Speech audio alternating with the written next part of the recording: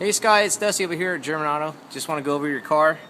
A couple things. The engine light, the check engine light that's flashing on and off on you.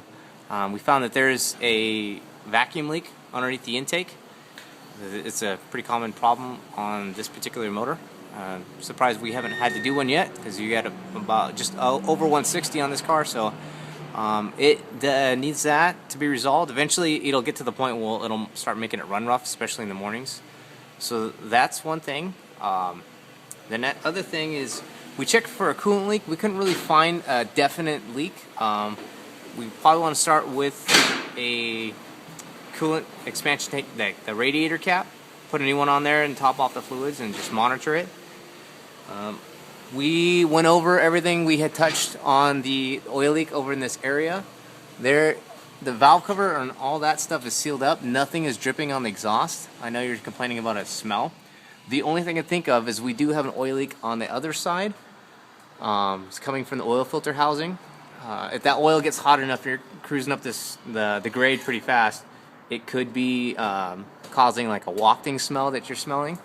Probably know you won't see any smoke or anything like that, because obviously you would have to hit the exhaust for that to happen.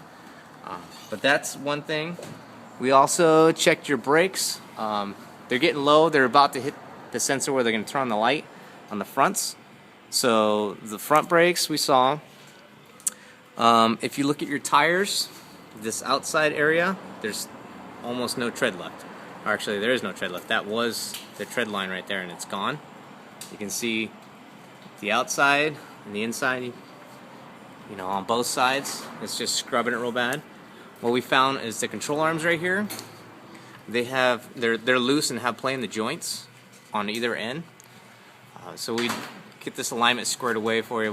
We replace the control arms, put new ones in there, and then align it, get it back to normal. And obviously we're going to need some tires, because these things are getting to the point where they might start showing cords pretty soon. So those are that. And then the engine belts, they're actually starting to crack. You could probably see those cracks going in there. So I recommend doing some engine belts too, trying to get this thing squared away for your daughter. I talked to the guy on the detail. I think it's the ding that you're seeing right in this area right here.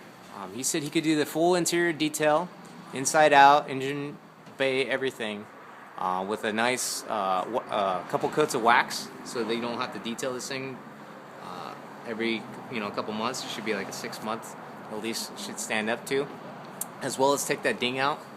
He said he could do that. And also the interior guy, he looked at the seat and he saw the condition of the leather, and he basically said that leather, it's just because of the age, we'd have to replace it and recover the seat with new.